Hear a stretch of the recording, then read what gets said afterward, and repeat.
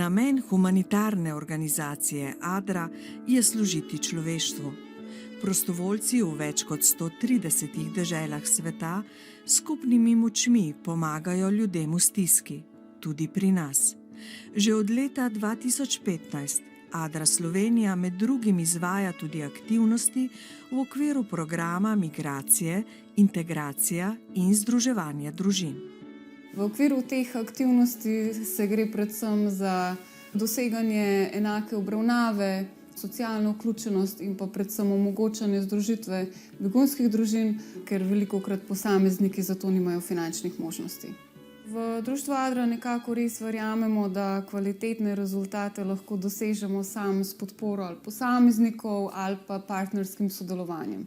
In ravno zaradi tega smo se v okviru tega programa odločili, da bi radi uradno sodelovali v projektih z društvom Medkulturni dialog. V okviru projekta sodelujejo z društvom Medkulturni dialog, ki že od leta 2007 pomaga pri integraciji migrantov in beguncev, pri zagotavljanju humanitarne pomoči zanje, pri njihovem izobraževanju in druženju. Jaz sem Furkan Gunnar, prihajam iz Turčije in tukaj delam za društvo Medkulturni dialog. In tukaj že živim v Sloveniji že 8 let. In prišel sem tukaj v Slovenijo kot Erasmus študent in tukaj hotel sem ostati. Ja. Društvo Medkulturni dialog, we are actually from Turkey and our members are migrants and refugees. And we are actually in this project with ADRA Slovenia, and we are organizing this project for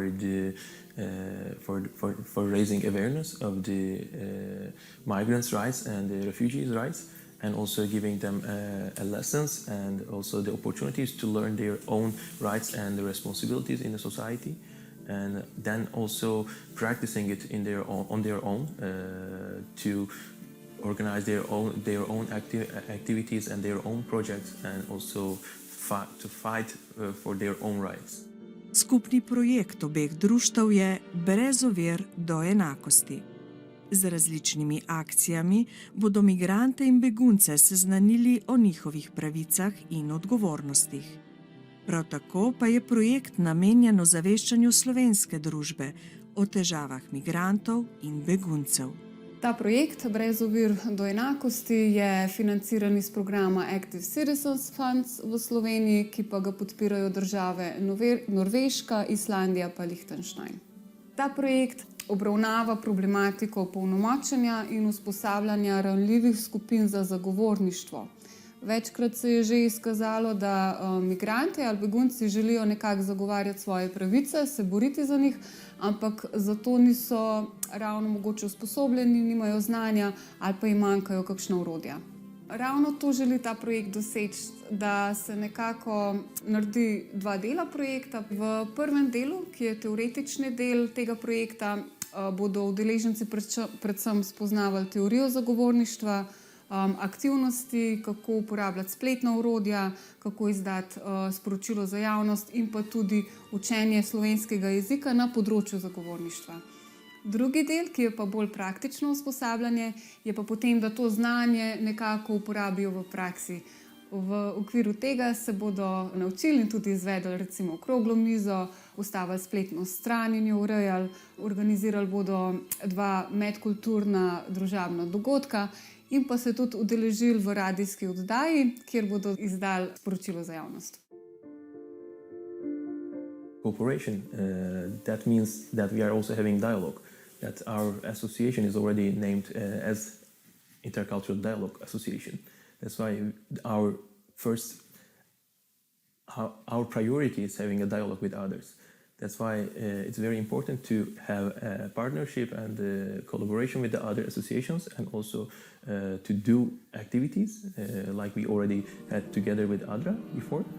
And what I'm saying is without having a dialogue we cannot work together, and our first thing is to have dialogue first and then to do other things, maybe intercultural exchange or maybe other projects that we are having now. And we already accepted the The Sustainable Development Goals, and one of them is already very important, which is Article 17, that's the partnership for the goals. And we already accepted that, and that's why we are looking for partners in Slovenia and Europe. And that's our target, to have more partners and to do more dialogue and to make an awareness about the importance of dialogue and also supporting the migrants and refugees in this perspective. Izjemnega pomena je, da sodelujemo recimo na ravni društva z drugimi podobnimi organizacijami, ki imajo same najboljše znanje o tem, kaj ranljiva skupina recimo potrebuje, kakšne so njihove potrebe in želje pri projektih.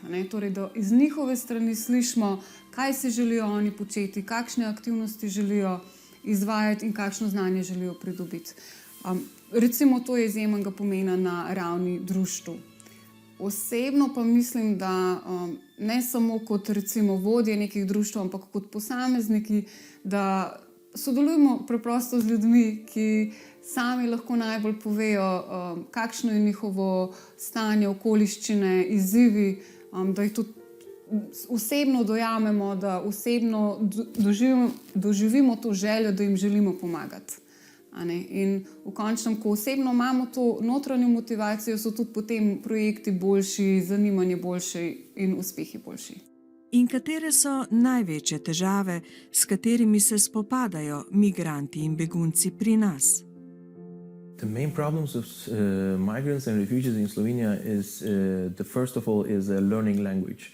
The learning language is quite hard for them because there are not enough sources to teach them a language. For example, there are free courses from the state. It's around 300 hours, but it's totally impossible to speak and learn Slovenian language in 300 hours. And normally, as I actually researched on the internet, for Turkish people to learn and speak Slovenian language, they need at least 1,200 hours. And that's one of the first problem for the refugees and the migrants to integrate into society. And that's the second thing is they don't know their rights and responsibilities in the society. They don't know how to open an association. They don't know how to protest anything. They don't know what is actually discrimination, what is not. And when they have a discrimination, they don't know where to report. And this kind of very basic things, generally migrants and refugees, they don't know. Ta čas je poln priložnosti, ko lahko ponudimo roko ljudem, ki potrebujejo našo pomoč. Ne samo zaradi tega, ker je to naša moralna odgovornost, ampak ker mogoče bomo tudi kdaj mi potrebovali pomoč in sočutje in razumevanje.